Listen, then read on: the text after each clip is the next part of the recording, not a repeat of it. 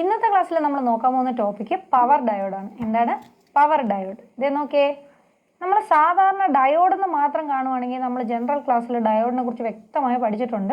ഈ ഡയോഡെന്ന് മാത്രം കണ്ടു കഴിഞ്ഞാൽ അത് നമ്മുടെ സാധാരണ പി എൻ ജംഗ്ഷൻ ഡയോഡാണ്. ഓക്കെ, അപ്പോൾ എഴുതുമ്പം ഡയോഡെന്ന് മാത്രം എഴുതിയത് ആരാടെ? നമ്മുടെ പി എൻ ജംഗ്ഷൻ ഡയോഡ്, നമുക്ക് ഫെമിലിയർ ആയിട്ടുള്ള ഡയോഡാണ്. ഓക്കെ, പവർ എന്നൊരു വാക്കും കൂടെ വന്നു കഴിഞ്ഞാൽ ഇതിനകത്ത് സിമ്പിളിൽ വ്യത്യാസമൊന്നുമില്ല, നമ്മുടെ സാധാരണ ഡയോഡിന്റെ സിമ്പിൾ തന്നെയാണ്. പക്ഷേ ഇതിന്റെ വേരിയേഷൻ എവിടെ വരുന്നത്? ഇതിനകത്തുള്ള വോൾട്ടേജ് അല്ലെങ്കിൽ കറണ്ട് റേറ്റിംഗിലാണ്. നമുക്കറിയാം സാധാരണ നമ്മൾ ഡയോഡ് എവിടെയാണ് യൂസ് ചെയ്യുന്നത്? ഒരു 5 വോൾട്ട് അല്ലെങ്കിൽ 10 വോൾട്ട് ബാറ്ററി സപ്ലൈക്ക് അകത്തല്ലേ നമ്മൾ ഡയോഡ് കണ്ടിട്ടുള്ളൂ. പക്ഷേ ഈ പവർ ഡയോഡ് ആണെന്നുണ്ടെങ്കിൽ അതിന്റെ ഫോർവേഡ് കണ്ടക്ഷൻ ഓൾമോസ്റ്റ് 5000 ആംപിയറും അതുപോലെ അതിന്റെ റിവേഴ്സ് ബ്ലോക്കിംഗ് എന്ന് പറഞ്ഞു കഴിഞ്ഞാൽ ഇറ്റ്സ് നിയർലി 5000 വോൾട്ടും. ഓക്കെ, ആ റേഞ്ച് വേരിയേഷൻ കണ്ടോ? നമ്മൾ സാധാരണ ഒരു zener breakdown voltage diode, ചെറിയ നമ്മുടെ സിഗ്നൽ ഡയോഡ് എത്രയിലാണ് യൂസ് ചെയ്യുന്നത്? 9 വോൾട്ടിലൊക്കെയാണ് യൂസ് ചെയ്യുന്നത് അല്ലേ? അപ്പോൾ ഇവിടെ എന്ന് പറഞ്ഞു കഴിഞ്ഞാൽ റിവേഴ്സ് ബ്ലോക്കിംഗ് ഉള്ളത് ഓൾമോസ്റ്റ് 5000 വോൾട്ട്, 5000 വോൾട്ട് വരെ ഉപയോഗിക്കും. ഓക്കെ, അപ്പം ഇത്രയും ബ്ലോക്കിംഗ് കപ്പാസിറ്റി അതിനുണ്ട് റിവേഴ്സ് ബയസ്ഡ് കണ്ടീഷനിൽ. ഇതാണ് പവർ ഡയോഡിന്റെ വ്യത്യാസം. അപ്പോൾ പവർ എന്ന് പറഞ്ഞതുപോലെ കനത്തിൽ അത് എന്ത് ചെയ്യും? അതിന്റെ വർക്കിംഗ് ഇച്ചിരി കൂടിയ സർക്യൂട്ടുകളാണ്. ഓക്കെ, അപ്പോൾ ഫോർവേഡ് കണ്ടക്ഷൻ കറണ്ട് റേറ്റിംഗ് എന്ന് പറഞ്ഞു കഴിഞ്ഞാൽ ഓൾമോസ്റ്റ് 5000 ആണ്.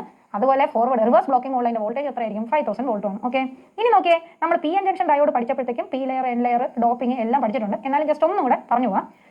നമുക്കറിയാം പി ലെയർ എന്ന് പറഞ്ഞു കഴിഞ്ഞാൽ അതിൻ്റെ അകത്ത് എന്തായിരിക്കും കൂടുതൽ? ഹോൾസ് ആയിരിക്കും കൂടുതൽ, ആണല്ലോ. അപ്പോൾ പി ലെയർ എന്ന് പറഞ്ഞു കഴിഞ്ഞാൽ ഹോൾസ് ആയിരിക്കും മെജോറിറ്റി കാരിയേഴ്സ്. കൂടുതലുള്ള സാധനത്തിന് എന്ത് പറയും? മെജോറിറ്റി. അപ്പം കരിയർ എന്ന് പറഞ്ഞു കഴിഞ്ഞാൽ കണ്ടക്ട് ചെയ്യാനായിട്ട് ആരാണോ നമ്മളെ കറണ്ടിനെ വഹിച്ചുകൊണ്ട് പോകുന്നത് അല്ലെങ്കിൽ കറണ്ടിന് കാരണമാകുന്ന ആരാണോ അതിനാണ് എന്തെന്ന് പറയുന്നത്? കരിയർ എന്ന് പറയുന്നത്. അപ്പോൾ ഹോൾസ് ആണ് കൂടുതൽ കരിയർ ആവുന്നതെന്നുണ്ടെങ്കിൽ അതിന്റെ മെജോറിറ്റി കാരിയേഴ്സ് ഹോൾസ് എന്ന് പറയും. അപ്പോൾ പി ലെയേഴ്സിൽ ഇലക്ട്രോൺ ഇല്ലെന്നല്ല, ഇതൊക്കെ വ്യക്തമായി നമ്മൾ ജനറൽ ക്ലാസ് പഠിച്ചിട്ടുള്ളതാണ്.